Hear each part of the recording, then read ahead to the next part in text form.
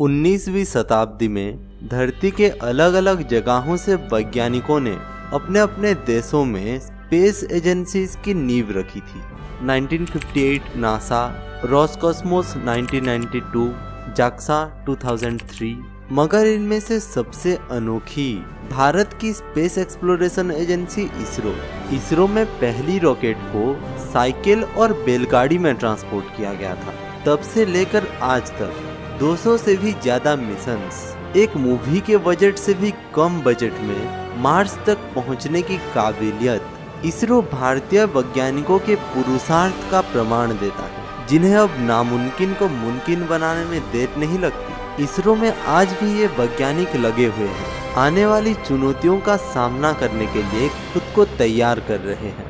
भारत के अगले पीढ़ी को स्पेस साइंस का एक अनोखा तोहफा देने की तैयारी कर रहे हैं। तो चलिए जानते हैं क्या होंगे इसरो के इस साल के आने वाले मिशंस।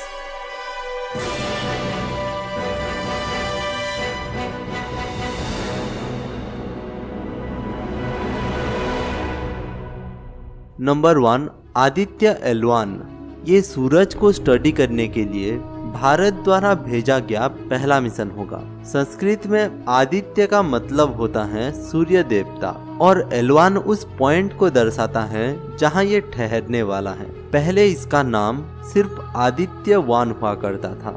सन के सरफेस का टेम्परेचर 6000 डिग्री सेल्सियस है, मगर इसके सरफेस से 1000 किलोमीटर ऊपर टेम्परेचर इंक्रीज होकर 10 लाख डिग्री सेल्सियस तक भी पहुंच जाता है। इस रहस्य के पीछे का कारण पता लगेगा जब ये मिशन सक्सेसफुल होगा।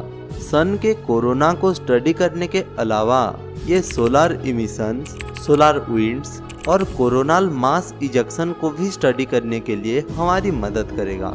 इसके अलावा ये हमें ये भी जानने के लिए मदद करेगा कि अंतरिक्ष गतिविधियां पृथ्वी पर मौसम को किस तरह प्रभावित करते हैं। लेटेस्ट न्यूज़ के मुताबिक ये फरवरी 2023 को लॉन्च होने वाला है।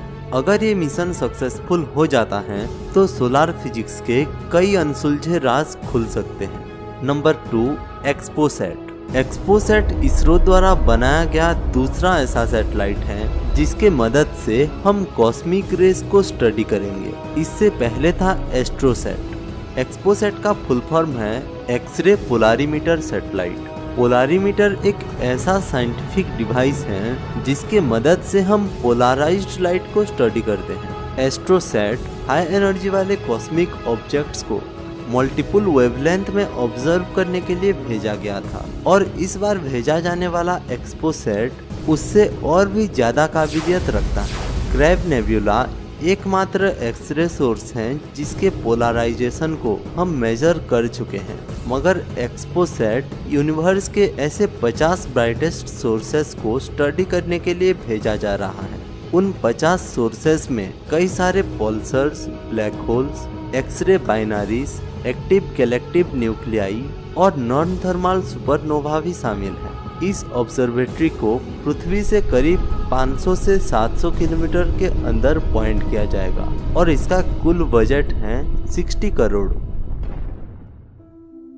चंद्रयान 3 चंद्रयान 2 का रिपीट मिशन है। चंद्रयान 2 में इसरो मून के साउथ पोल पर प्रज्ञान रोवर को लैंड करा के मून के सारे एरियाज को स्टडी करना चाहता था, मगर आखिरी कुछ पलों में सॉफ्टवेयर ग्लिचेस के कारण कंट्रोल लैंडिंग के बावजूद लैंडर क्रैश हो गया था। मगर इसरो ने फिर एक बार कमर कस ली और बना डाला चंद्रयान 3। चंद्रयान 2 की तरह इस बार भी चंद्रयान 3 को मून के साउथ पोल पर ही भेजा जाएगा। इसके पीछे का कारण ये है कि मून का साउथ पोल सबसे ज्यादा मिस्टीरियस है, क्योंकि ये एरिया सबसे ज्यादा टाइम छांव में रहता है और इसी कारण वहाँ पानी मौजूद होने की संभावना सबसे ज्यादा है। इसके अलावा वहाँ के क्रिएटर्स बहुत पहले समय से वैसे ही हैं, तो वहाँ पर अतीत के कई सारे राज भी छुपे होंगे। चंद्रयान 3 के अंतर्गत सिर्फ लैंडर और रोवर भेजे जाएंगे और वहाँ पर चंद्रयान 2 का ऑर्बिटर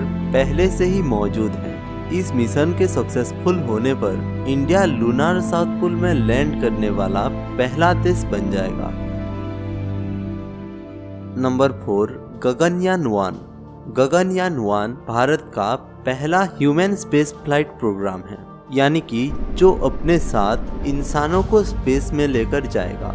इस स्पेसक्राफ्ट में 3 एस्ट्रोनॉट एक साथ जा सकते हैं, मगर इन्हें एस्ट्रोनॉट कहना शायद गलत होगा, क्योंकि इसरो ने ये तय किया है कि स्पेस में ट्रैवल करने वाले इंसानों को दरअसल व्योमनॉट कहा जाएगा। संस्कृत में व्योम का अर्थ होता है आसमान। इस मिशन के जरिए इंसानों को अर्थ के लोअर ऑर्बिट में भेजने की तैयारी की जा रही है। इस मिशन के अंदर टोटल 3 ट्रायल्स होंगे। पहले दोनों ट्रायल्स में इंसान नहीं होंगे। दूसरे ट्रायल में एक फीमेल रोबोट को भेजा जाएगा, जिसका नाम उन्होंने दिया है व्योमित्रा।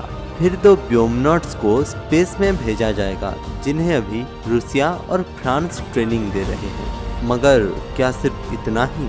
नहीं, गगनयान 1 मिशन दरअसल एक बड़े प्रोजेक्ट का छोटा सा हिस्सा है। इसरो ने ये ठान लिया है कि 2030 के अंदर भारत का अपना एक स्पेस स्टेशन निर्माण करेगा, और इसके तरफ पहला कदम है गगनयान 1 मिशन। इसके कुछ दिनों बाद गगनयान 2 को लॉन्च किया जाएगा, और उन दोनों के सहारे किया जाएगा स्पेस डॉकिंग एक्सपेरिमेंट। डॉकिंग का मतलब होता है स्पेस में 2 बड़े बड़े स्टेशंस को फिजिकली कनेक्ट करना।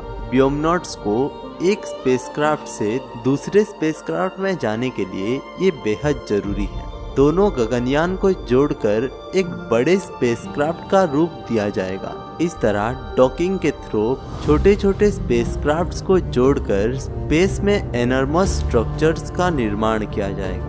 गगनयान मिशन और डॉकिंग एक्सपेरिमेंट के सक्सेसफुल होने के बाद ही इसरो का स्पेस स्टेशन बनाने का सपना पूरा हो पाएगा।